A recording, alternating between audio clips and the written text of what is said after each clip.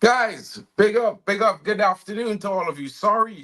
I was having a little trouble getting into the studio. I was in my cameras on my phone right now. So I was there and I wasn't able to get back into to put myself live. So sorry about that, guys. Hope you're having a great day. I've missed you guys. Sorry I've been away for the last couple of days. I haven't been able to do a consistent streams, but I had a little bit of work to do, so I couldn't really be online. So guys, I apologize, but I'm back. And your guys gonna be here back to the morning streams as usual from tomorrow. And we got a late stream tonight as well. If you guys want to watch some international football, got you covered. Trinidad is playing. Big up to all of you coming in. What's good? Big up to big up to you, man. Big up to you.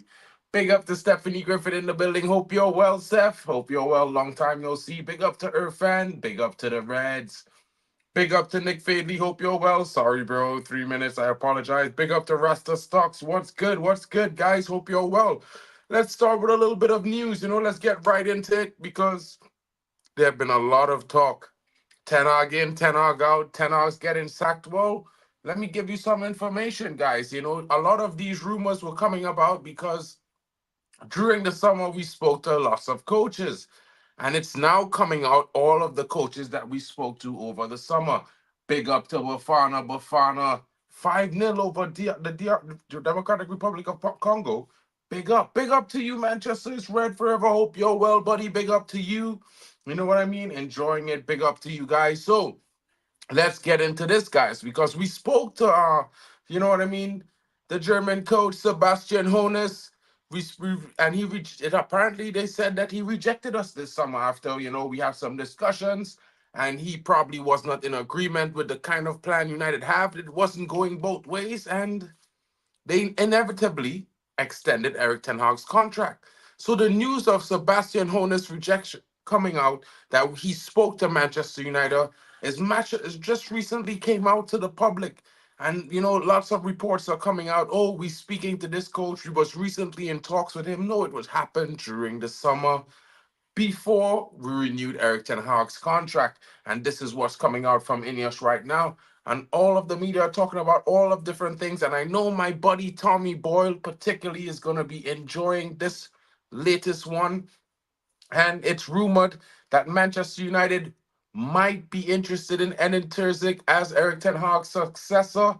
It is a possibility. However, we did have some inquiries in the summer, and it was not suited to Manchester United, so there was no proceedment going forward.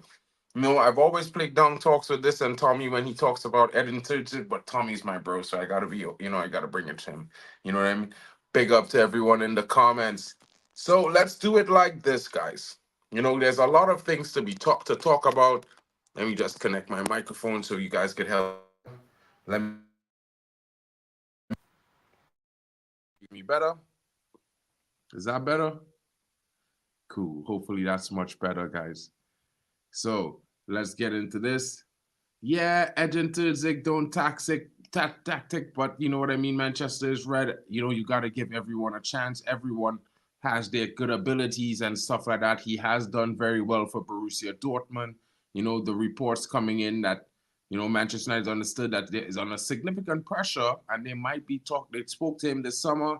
They didn't really think they extended the contract of Erik ten Hag, but this is because they won't face any competition for the job much.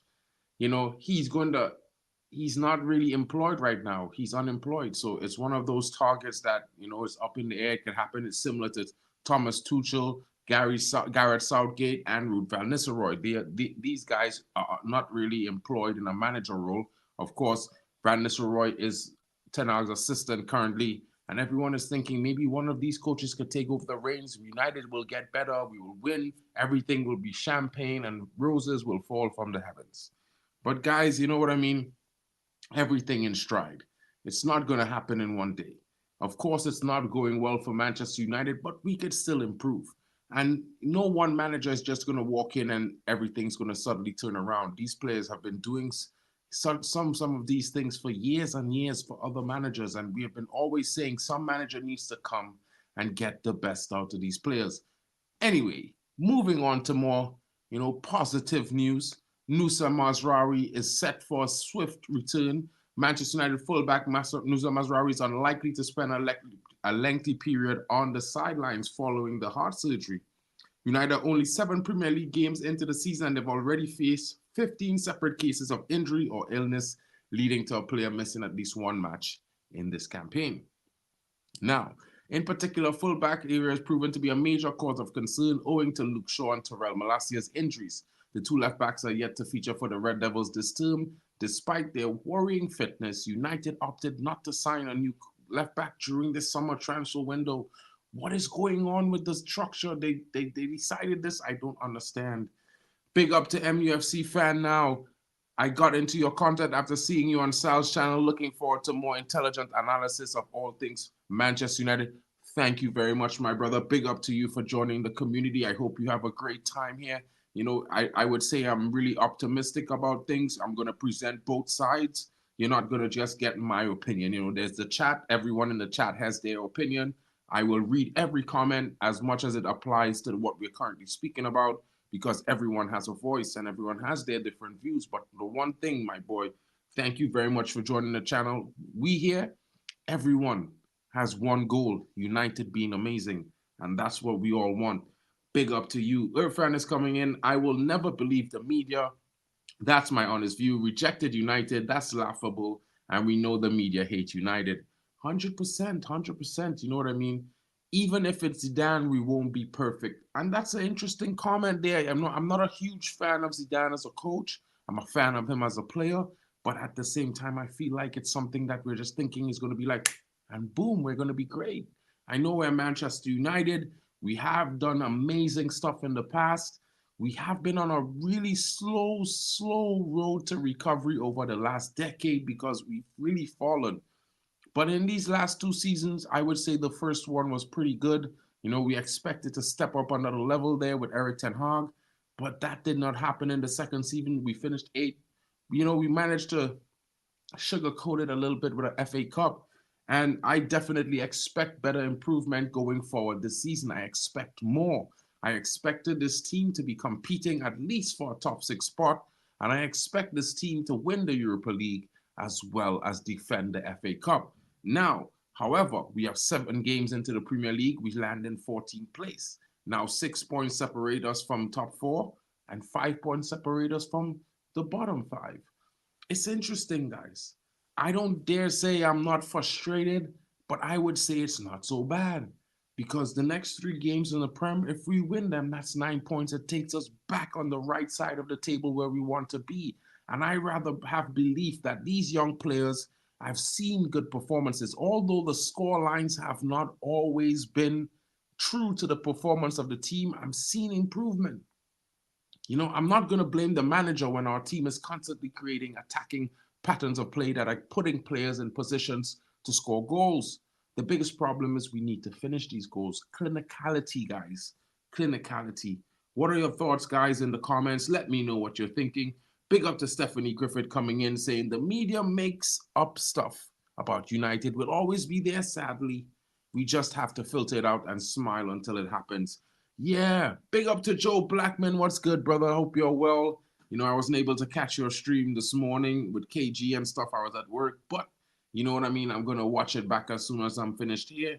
Hope you guys are having a great morning. Big up to you guys. I'm going to drop the link in the comments. If you guys want to come in, have a little bit of a say. I was just bringing a news update, to be fair, and, hear what you guys are thinking, because the reality is, there's a long road back, guys. Ineos just pulled up just like Joe. They pulled up in the summer. They brought in some new coaches in the summer for the coaching staff, brand new. They went through interviewing not only Edin Terzic, but Sebastian Hoeneß. They even interviewed the likes of Thomas Tuchel, De Zerbi. They interviewed all these coaches, and then they decided, listen, we're going to give Ten Hag a contract extension. Now, I know it has not been great, guys, but let's face the reality, right? Let's just say Ten Hag is here until the end of the season, or maybe he's here until Christmas, right? Let's back the thing. Forget the manager for a second. He's not important. Regardless if he's here or not, the team is going to be here. The team, these young players who are developing, the likes of Ahmad, Kobe, the likes of Garnacho. Let's pour some love into these guys for the next few games as they make their ways back from the international break. The likes of Rasmus Højlund. I have a story to talk to you guys about Rasmus Højlund as well. As you know, as I was saying, Musa Mazraoui is set to return in the next 6 weeks. It's not going to be 2 months. He's going to probably be back within 2 or 3 weeks, to be fair. You know what I mean? The situation has been, caused Delo to be playing on the left flank and play a new right back in Mazraoui in his natural position. So far, they have done relatively well, we have to admit. You know what I mean? Dalot, of course, I would like to see him more on the right, maybe put Mazraoui off the left. But what reports is on Nazarawi is that it's a corrective heart procedure. Thankfully, not alarming. He's expected to be available in the next 3 weeks. So if we take this week away, that's one. Then he's going to miss the next game, which is against Brentford. He's going to miss the midweek game, you know what I mean, which is away against Fenerbahce. He's going to miss the game the following weekend, which is against Leicester in the Cup.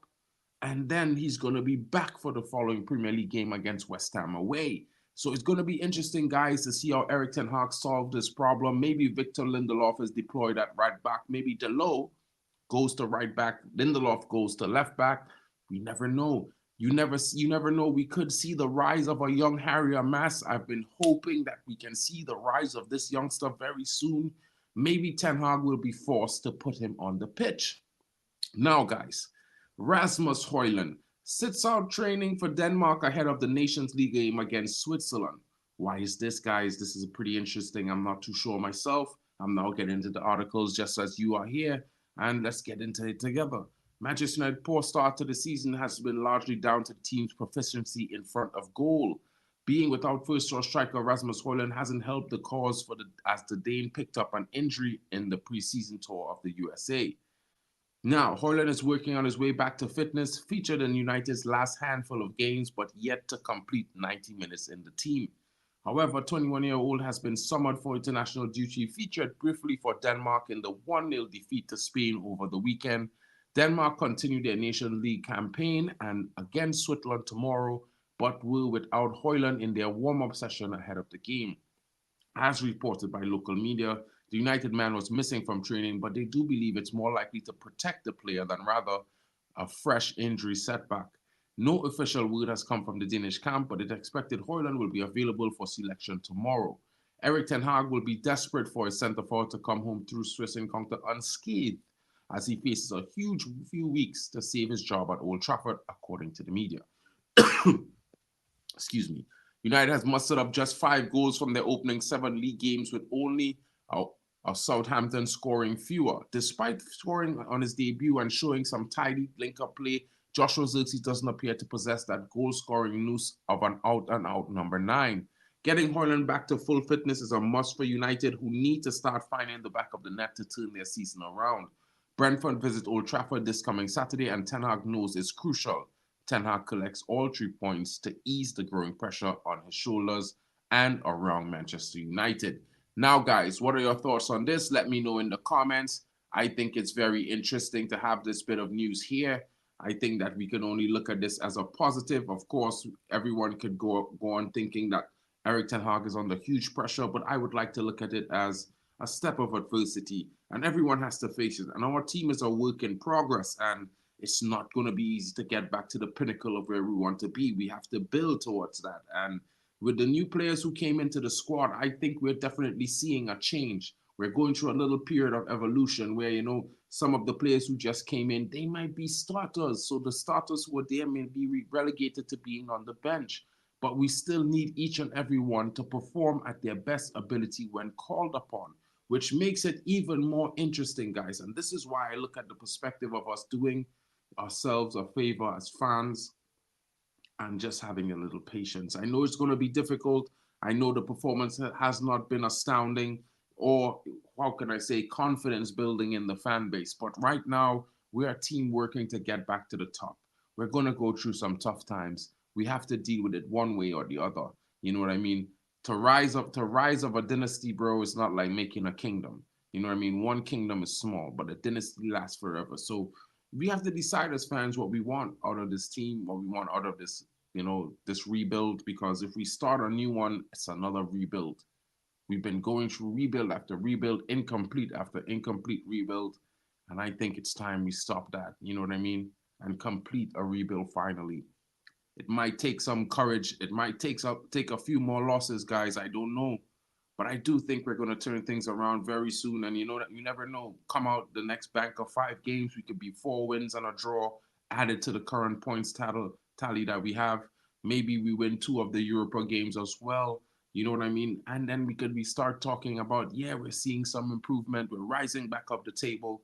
We're in a good position in the Europa League. We can see that we might be in a chance to do some things, and the positivity will return. What are you guys thinking? Let me know in the comments. Euro is set to return in 6 weeks. Guys, I've been talking about Euro's injury. He's back in training. I spoke to you guys about this last week. He's back in training. Now he's not in full team training. He will be in full team training 2 weeks from today. Right now, he's going through rehabilitation, strength training, endurance training, and rest. And that's what he's dealing with right now. And that's most important. He's on the road to recovery. He should be back in November. I think it will be a good time to see him come in, provide some support, get a few minutes under his legs, get himself warmed up and ready for the start of January. I know we're going to have 3 games a week coming up from the next 3 weeks going forward until the Christmas break. So it's going to be good to have some of these players come back. I heard Malacias should be back in the next 2 weeks. He's already in full team training. You never know. He might be available on the bench in the next coming game, or maybe in the game midweek against Fenerbahce. Let's see how it goes. It's going to be very interesting to see if we can get this team, gathered up like a soldier, like an army, built up, ready to go, fighting with enough backup so we won't be stumbling going into Christmas. It's an interesting one, guys. I just have to bring it to you like this, because at the end of the day, we're not going to make it sound any better than it is. It's a tough situation. Of course, it's not the worst. I don't think we're ever going to be facing relegation. I definitely think we're finishing in a higher position than 8 this season for sure. I just want us to be competitive in the league, as well as not just that, but to win the Europa League. We need to get Champions League, and we need to make a splash, to wash away some of the shame of the last few seasons, the bad things. If we lift a third cup in 3 seasons and the Europa League, I bet teams will start respecting Man United. You know what I mean, guys? Maybe we could defend the FA Cup. You never know. We get a cup double and finish in the top 6. Hey, that could be definite progress from last season. What are your guys' thoughts on this? Let me know in the comments. It's just a preposition.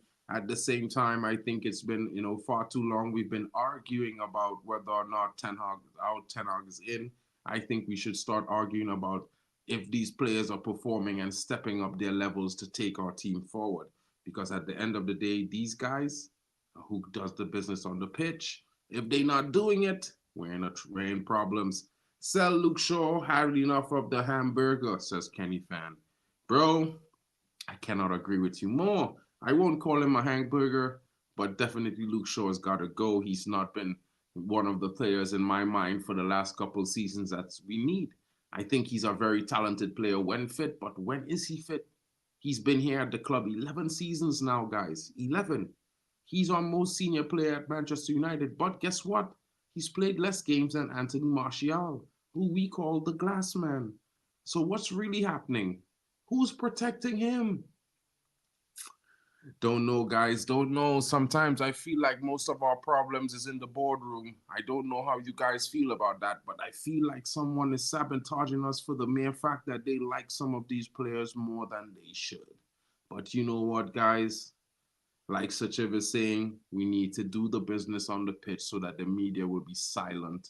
Whether they're silent or not, Kenny, the one thing I would say, they would find some point to attack us from. They always do, no matter how much. Imagine we win a game 3-0 and everyone is saying it's just Southampton. It makes no sense. Yeah, man. My bro is fit every leap year, you know, like every February 29th. He's back. Hopefully we get rid of this guy in January, because it's one of those things I'm praying for, that we get rid of this guy in January, because this guy is stopping us from bringing in a talented left back option. You know what I mean? He's good, but he's had his time. I think as fans, we need to start realizing that, you know, we have fantasized about some of these players for 5, 6, 7 years, and they're not going to take us to the promised land. You know what I mean? Let's be honest. And it's time for them to go. They are part of the problem that we had with the weak mentality. Whether they're performing now, they were there then. And they were part of those teams that consistently failed us. It's time for all of them who've been here for 5 years or more to be on their way, guys. I don't know how you feel, but this is my new mental. I think we need brand new United. When you look at the team, no Rashford, no Shaw, no Bruno, none of those guys who've been here 4 or 5 seasons ago. A brand new team that we can mold and shape to perform the way we want them to. You know what I mean? Let them make their own history. I think that's what we should be moving to. Big up to Nick S coming in, sell Shaw and bring back Alvaro Fernandez. Bro, we should have never sold him in the first place. It was the craziest thing we ever did. And I don't blame that on Ten Hag. I blame that on Motor and Arnold, guys, because I keep telling everybody, Motor and Arnold weren't Manchester United fans. The biggest problem with that. How could you be at the helm of a company you're not a fan? It's crazy. These guys empted deals with other clubs for some of our young players, and Ten Hag could even with his veto, he couldn't change it. And the fans hate him for it. You know, I'm not trying to say this guy is innocent, but we definitely, you know, be hating this guy for things that's beyond his control sometimes. Big up to Anraya Diallo saying, time to go for Luke Shaw, 100%. Shaw has to go. This is insane. 100%, bro. This dude is on 220K a week, bro. He plays for England more than he plays for Manchester United. It's weird. Team minus the egos will be Stephanie. You said it some weeks ago. That's what made me think that. And I'm like, yeah, Stephanie got the real idea. Let's get rid of all these wankers right now, bring in some youngsters, and let's battle. I rather support youngsters fight their way to being top players in the world, knowing they're going to come out week in, week out and fight to tooth and nail, than some of these guys, because some of these guys are pissing me off, man. You know what I mean? Big up to Joe Blackman in the building. What's good, homie? Hope you're well. Yo, can you hear me, yeah? 100%. Well, go on. I didn't mean to just jump in. I tell you, every time I try to get into the show, it just brings me straight in. All good, man. All good. What are you saying? Yeah, Luke Shaw's got to go. Don't even know you're asking this question. Everybody knows Luke Shaw's got to go, fam. He must leave. Quite a few of these players have got to go, my brother. Quite a few of them have got to go. It's one of those things where I look at it from the perspective that as much as we like some of these guys, as much as we would like to see them succeed, maybe we should watch them succeed elsewhere, because right now, I want my team to have the best chance as rebuilding with a strong mindset and unity. And maybe those guys who've been here 5 years plus are the problem. Maybe. Fam, they've been the problem. You know where the leaks are coming from. You know where the discord is coming from. You know where the inconsistent performances are coming from. You see it on the pitch. You hear about the players who've got ear infections that don't want to turn up. You know them ones there. Let's not talk about that. But you know what I'm saying, fam? That's what I'm seeing. That is what I'm seeing. I've been seeing it. And I know everything I'm saying could just be speculation.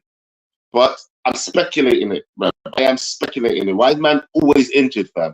But you can go to England. Don't talk to me, fam. Get out. Just leave, innit? Just go. Bro, I don't understand it. It's one of the weirdest things that I just always see. And you know, for me, and you know me, Joe, I like these players to go and play for the home nations, because I, man, has watched the internationals, right? Of course. I think right? the national team is very important. Sorry. Big up to Jim Watkins. 100%, bro. And to be fair, bro, the one thing I don't understand is these internationals, for some countries, they don't really pay. You know what I mean? So I can't say, well, they're making a living. You know what I mean?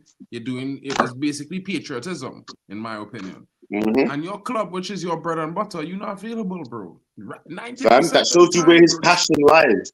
That shows you where his passion lies. And it's not with us. You understand me? Yeah? Brother. Someone's passion is, it shows, innit? It will show through through just being available, through just like, look, as much as I don't like Maguire, yeah, or I've had beef with Maguire, I should say, yeah, because I think I like him more now, yeah. I respect him. Actually, I respect him more now, yeah.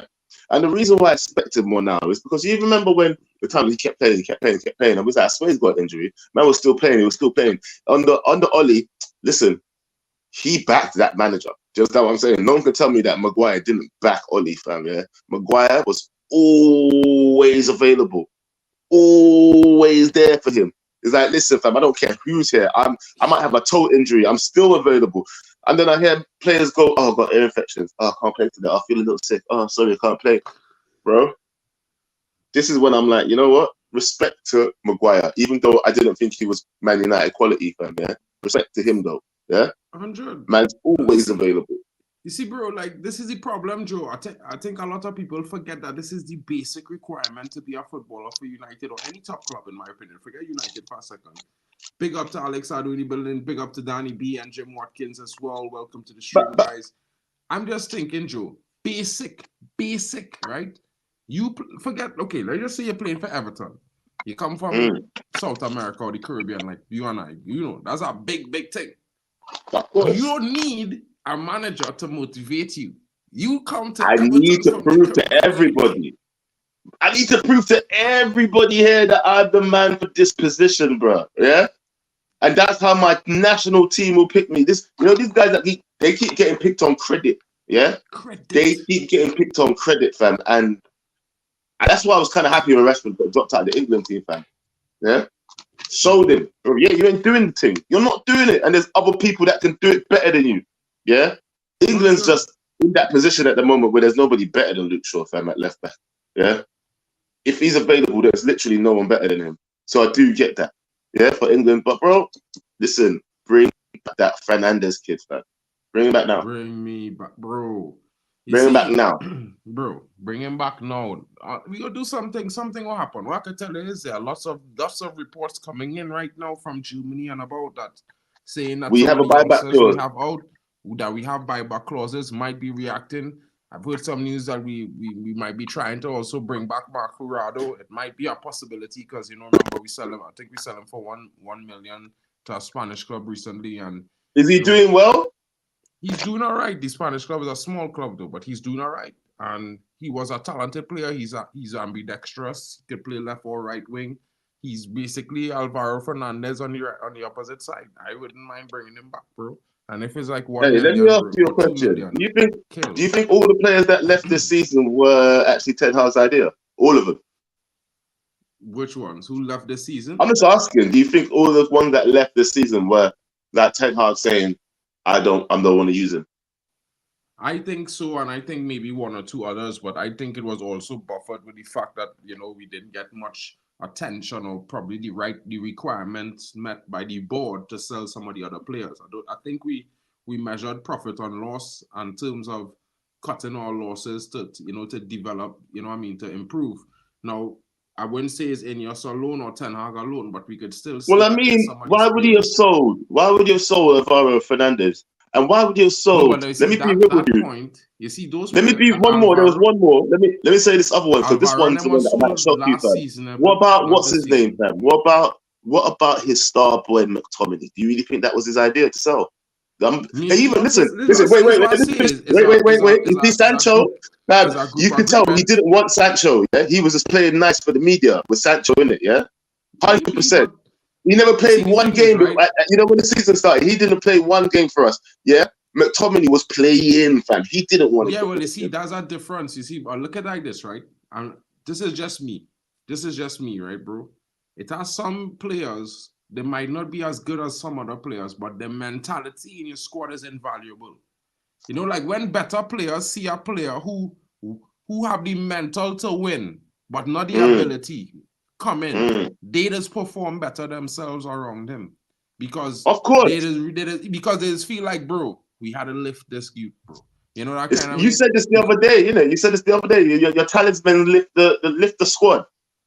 Yeah, you said that, right? That's what you said to me the other day. This is why I say we have a structure, Joe. Whether it's not Ten Hag by himself, whether or not he have main main veto, however the hell, is a him and the panel of deciders, the likes of Dan Ashworth and Jason Wilcox. And if they come together and make agreements, bro, I don't whether he I've wanted got a or not, feeling he though, had to fam. live with it because in life, bro, it's give and take. You know what I mean? It can't I've always got a win big everything. feeling.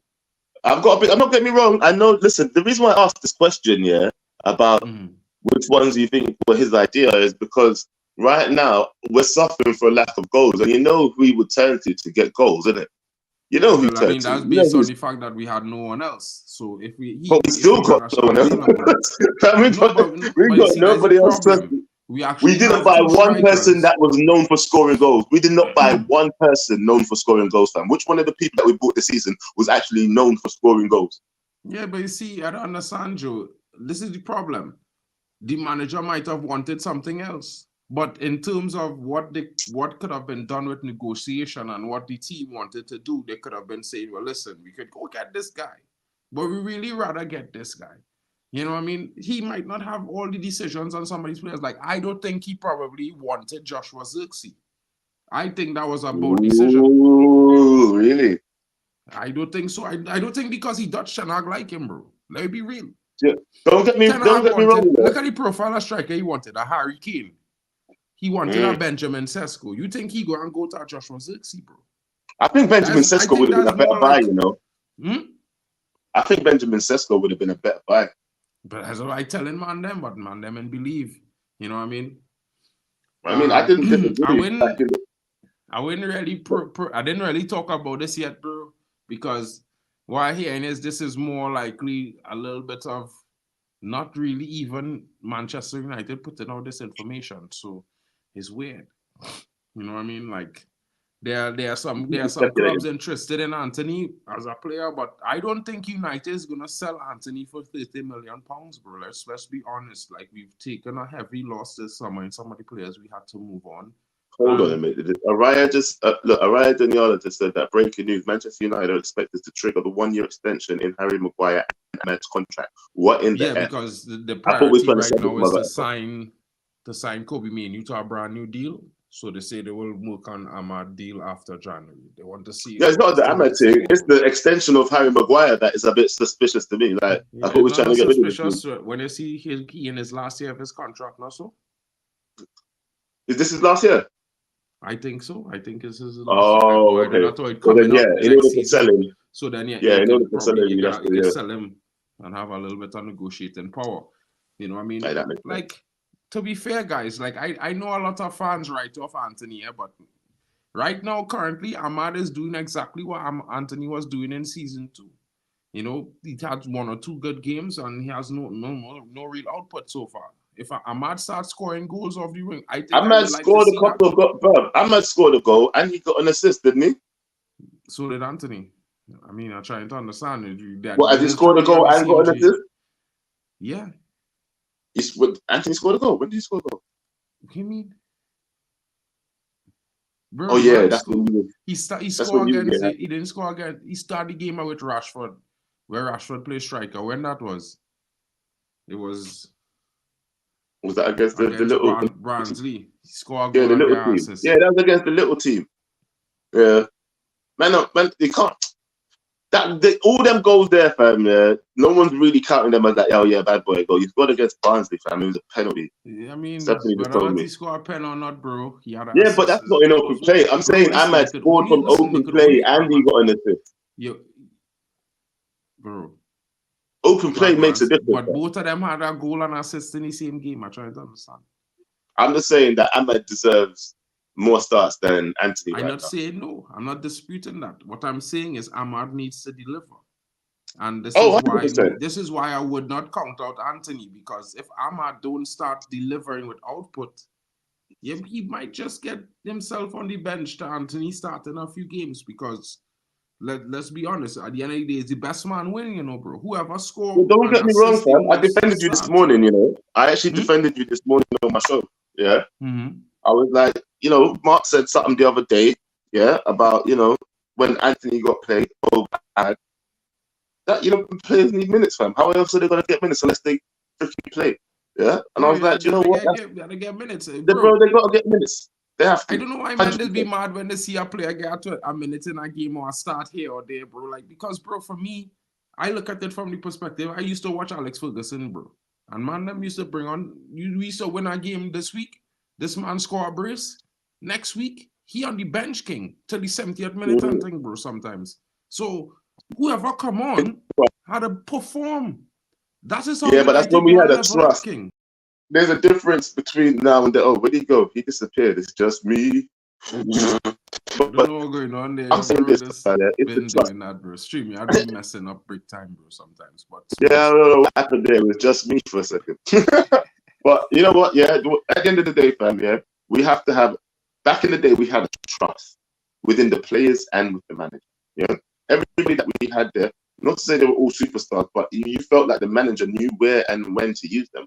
So whether or not they were on the bench, I mean, there were some questionable decisions during Fergie's time too. People's asking, why is he starting this guy? Why is this guy on the bench? Da, da, da, da, da. But guess what, man? Deliver the goods, so all the questions get put to bed.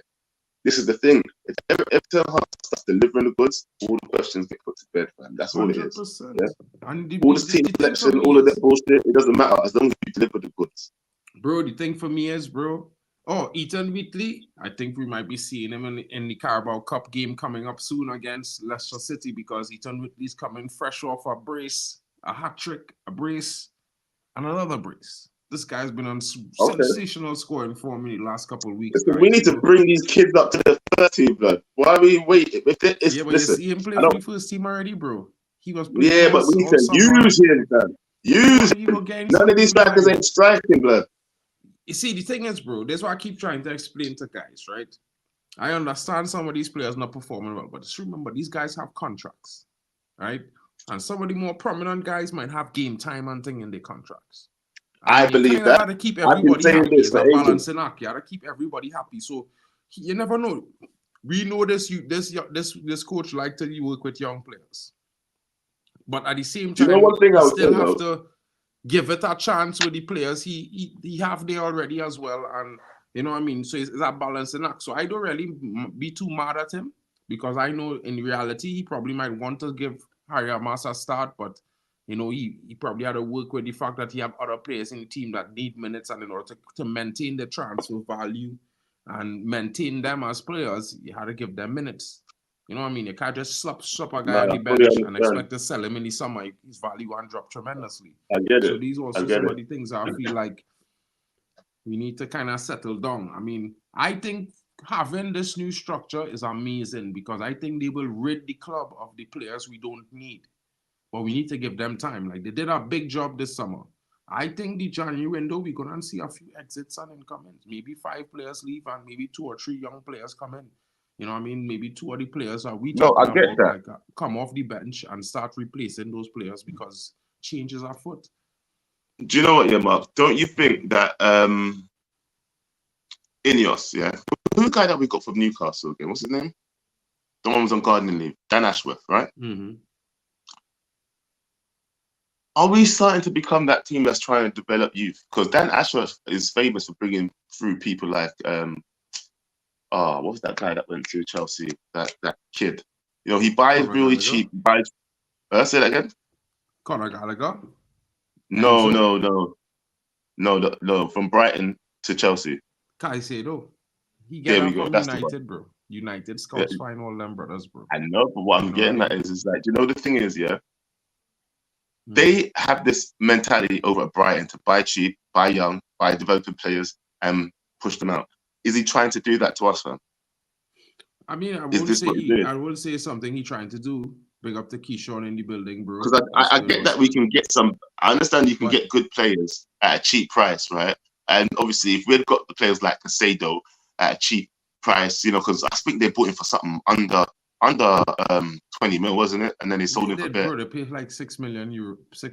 Yeah, under 10 mil, bro. It was crazy. The thing is that was a deal and a half. That was a deal that we had. We give it away. United had scouted. I could name about 10 of them players, bro. Even Luis Diaz, he was already supposed to be a United player. The man them was here. João Pedro. It was Enzo Fernandez. It was Julian Alvarez. It was Caicedo. It had a next youth man. Gavardiol, all them fellas, United had them in United, bro, at a training camp to sign them under Ragnick. And the board say no. There you go, Ragnick though. But listen, Ragnick was listen, anyway, don't let me get started on Ragnick because Ragnick was my guy. Yeah, I wanted to keep Ragnick. Yeah, and not necessarily as a coach, but he should have moved upstairs, fam. Yeah, he should have 100% moved upstairs, But that part was of the the board. guy, but remember when he come out, you see, I don't understand something. The man come out, say what he had to say, but in the reality and grand schemes of things, he shouldn't actually say that. You know what I mean? Like in the way. Yeah, well, that's what they're trying. They're actually trying to implement his plan. He said open heart surgery, fam. We saw half of the team change. We saw half of the team change. He's our advisor to Ineos, if you don't know. He's our advisor. He's have regular meetings with Ragnick. Yeah, no way, bro. Bring the motherfucker back there. What are they doing? Don't waste the time. Don't waste time, fam. Maintaining dignity, bro. He's also the Austria coach right now, so might be happening. Bro, he can do more than one job. Off the plate. Sorry, yes, you just jumped in. Sorry, Kishon. Big up, bro. What's good? Hey, big up. Mark, can you hear me? Yeah, bro. What's good? How long time? Been a long time, man. Good. Man, so many things going on with this United team. Trust me. It's like, 1 minute I think that Ineos is clueless in terms of what they want to do, with certain decisions, and the next minute I don't really have an answer for it. You know what I'm saying? In terms of the recruitment though, like sometimes I hear a lot of people blame United about like missing out on certain players, and there's definitely truth to that. But oftentimes we do identify a lot of these players just like any other club. If you look at multiple players like Gabriel Martinelli, etc., they've been at various clubs in camps, and they've been assessed. And sometimes you pass upon players, and sometimes you accept players. You know what I'm saying? I think for a vast majority of the guys that we have purchased and put in the academy, they're good players. They can go on to become good players. It's just whether or not they're given an opportunity. And sometimes at big clubs, you just don't find yourself in a position to put some of these players in the space to get that opportunity, especially with United. We're not really at that level where it's like an Arsenal can afford to bring in certain players, a Man City can afford to bring in certain players, a Liverpool can afford to bring in certain players from the academy, where even if we're going to bring in a player from the academy, it's more so like we're missing a player from the starting 11 and we need to just push in a player to like do a job. I don't think Kobe Mainoo was that player because he was always talked up. But, Kobe was one player. But, there's not much other players that we can go for right now and just put in the first team and be like, go out there and do your thing and we'll manage your minutes. You know what I'm saying? If anything... I think Amas should have been brought in this season, if I'm being honest with you. Amas should have been brought in. Well, Amas was brought in because, all the young players that they saw performing in the preseason tour, 7 of them are actually listed in the team sheet as backup, squad players. Perfect. I'm surprised Harry Amos hasn't really gotten a chance as yet. New National League Cup that they just recently began 3 weeks ago in England, where the top 4 teams, the top 16 teams in the UK will be facing the teams from the National League, so they're playing all the under 21s. That kind of also is, for me, a positive because these guys going to be playing against the physical of adults. You know what I mean? And yeah, I think our academy, in terms of we're not the best academy in the world, but we won the treble last season. So technically, we've been improving steadily. So right now, currently, I would say Chelsea is still probably a little bit bigger, Man City probably as well. But if you want to compare to Arsenal, I think, our academy is a little bit ahead of theirs. We have a little bit more players who's come through our academy to the first team more than any other club in the league, to be fair.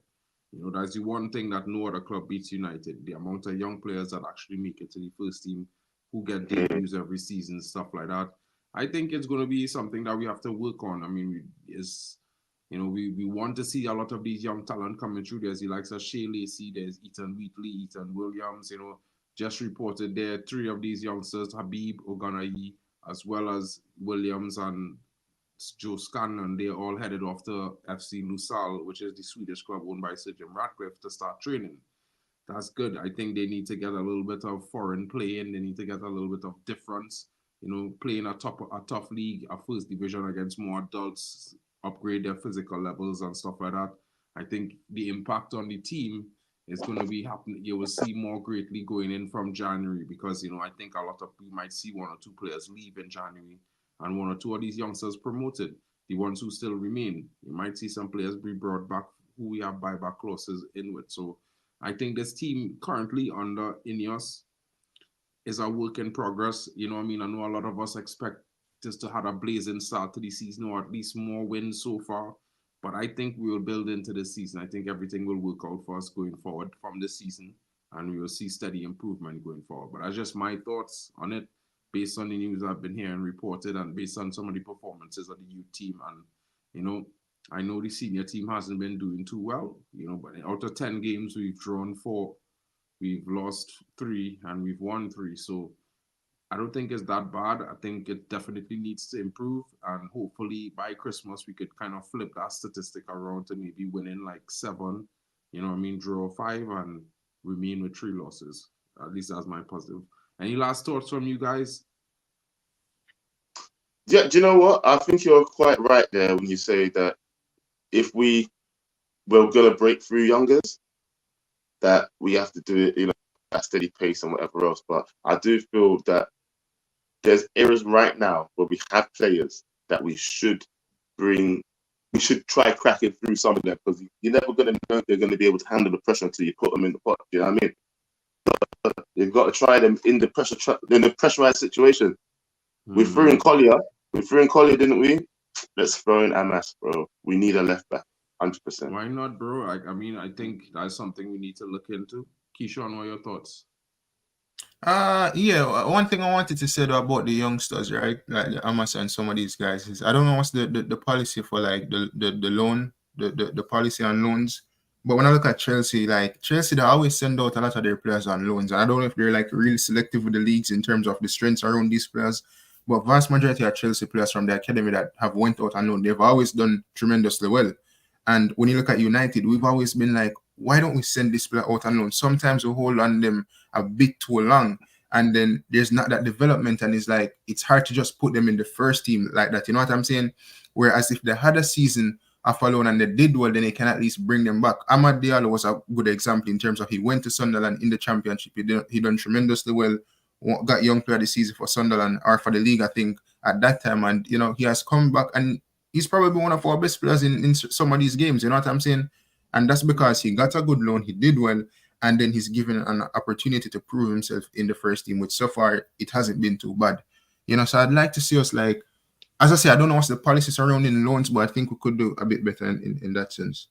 100. I mean, recently this season, we kind of improved that over the last 2 years since Eric Ten Hag came. He's been kind of, you know, putting it there to the club and to the academy. You know, we need to let these young players go get experience at various different clubs, whether it be in England or outside. And since his arrival, you've seen, you know, a triple in the amount of loans that we've been doing, especially with the academy players. So that's something that will set to continue. I think with this new advent of Sir Jim Ratcliffe, there's the FC Lucerne, there's also, you know, OG Nice, where players could probably might be going there to get, you know, training minutes on loans. You will maybe we might see more of this in the future. But Vegeta coming in, bro, you know, it's basically Man United talks, bro. At the end of the day, you know, I was just talking about the fact that a lot of the news about coaches we've been linked to in the last few weeks were actually coaches we spoke to this summer, the likes of Edin Terzic, the likes of Sebastian Hollis, and the likes of, you know, Thomas Tuchel and those guys. We all spoke to them this summer. We had not had any contact with any of them in the last few weeks. You know, there are reports that we have contacted Amorim, but we had spoke to him as well in the summer. So Ten Hag is here. Let's say at least until the end of Christmas, maybe till the end of the season. What are your thoughts on that? And how could the advent of some of these young players maybe breaking into the first team help with, you know, turning things around for the team? Your thoughts, bro? Yo, first of all, big up, bro. Thanks for having me on the show. Hopefully you can hear me okay. Yeah. I just plugged in my stuff Yeah, now. clearly. The Ten Hag stuff, bro. Like I was saying to Joe in the morning, I think we need to accept the reality that he's here. This whole interviewing this, interviewing that, we've heard nothing from the people who actually make the decision at the end of the day. You know, so we can read all of the news until we turn blue in the face. The reality is that Ten Hag is Man United's coach or manager until further Yes. notice, right? So that's the reality that even if you don't support or believe in this manager, you have to kind of accept, because irrespective of how you feel about this lack of communication, I suppose, from Ineos around the situation. We're playing a game this weekend, I believe, right? We're back this weekend. Was it next Saturday. weekend? I'm not really sure. Yeah. So we're gonna play football, irrespectively, you know. So you can either keep being angry about this whole thing, I don't know, until the kingdom comes, or you can just look forward to Brentford and how we address some of the issues we've been having, like the issues around the midfield.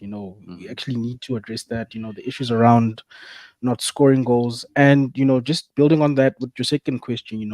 I heard you guys speaking about some of these young players, and I think we have nothing to lose by playing amidst, because we need that level of balance in on the left back side of things. I think Delo has tried, but he's not a traditional left back, and it's kind of affected his centre back partner to a degree, because I feel like even Lissandro looks a little bit lost when he doesn't have an actual left back. So I think at this stage we're so bad, we need to try something different. And I think these kids also add a level of, we don't know, not just for us, but even for the opposing managers, if you think about it. Because True. how do you plan for something unless these managers in the league are also watching our youth, you can't really plan for what you don't know. So I think as long as Ten Hag is still here, he needs to try everything by all means necessary to fix a lot of the problems we're seeing. I think the midfield situation, for me, he needs to figure out what Ogate's position is going to be, because we can't spend nearly 60 million euros to not play him. Because for a long time we said, what's his name, Casemiro's feet were gone from him, and that's the whole point of getting Ogate. We were perfectly fine with not having a Busquets like, Michael Carrick like midfielder, because we just wanted somebody to clean up in front of the back four, right? So this is me looking forward, because I'm tired of the Ten Hag conversation personally. He's here. So I'd rather look forward to the games that we're having and how we address a lot of these problems. And these are some of the things that I think the manager needs to address, because the reality is that we still need to get 3 points. We still need to get out of the rut that we're in. We can't be happy being below 10th or the bottom half. Like if November rolls around and we're like 13th or 12th, this is me being optimistic that we move up a few places, then that's horrible. So the for me, the short-term goal is get us out of the place that we're in right now. And I think the young guys can help with that. 100%, bro. Like, is always something that they could look forward to. For me, the youth will always provide that sense of unknowing, newness, unpredictability. And I think that's always something we as Manchester United fans need to have in our team, because it's part of our heritage. As much as, we could sit here and say, we don't like the manager, or the manager needs to do better, all these sorts of things, the players need to turn up. Some of these situations that we're going through right now is not really because of the manager, it's more because of the players' lack of ability to turn up and perform when we need them most. Now, some of these players are young players, some have experience, it is what it is. Some of them having poor starts to the season, but we need them to stand up and turn up, and that's what we need to have from them. And, you're right about it, halftime. At the end of the day, Ten Hag need to fix up, this team need to step up, because we need to get better performances. They owe us that as fans. You know what I'm saying? So at the end of the day, we can only look forward to things improving. We start this weekend, one more step again in the right direction, hopefully. And what can I say? We'll be here for the watch along, guys. Big up to all of you for joining me. Big up to Keishon, 4333 Presser in the building. Big up to Backend Entertainment, Joe Blackman. Big up to Vegeta, halftime with Vegeta. Guys, check out these guys' channels. Don't make sure to, give them a like and subscribe when you have some time. Big up to Ray Carl Brown. Big up to Stephanie Griffith. Big up to you, Jim Watkins, as well. And Raya Daniela. Big up to you, my brother. Big up to Danny B as well in the building.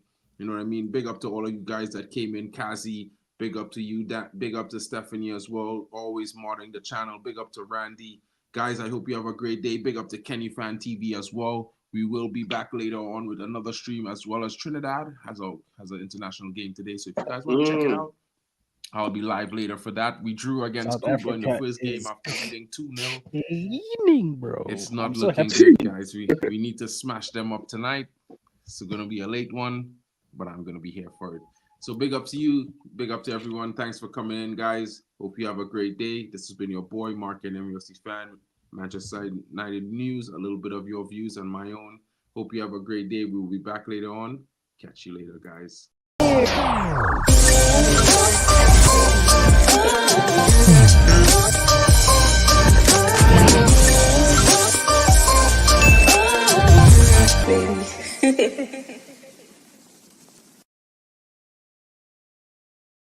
Yo, thanks for jumping in, bro. Mark, why do you sound so down, bro? For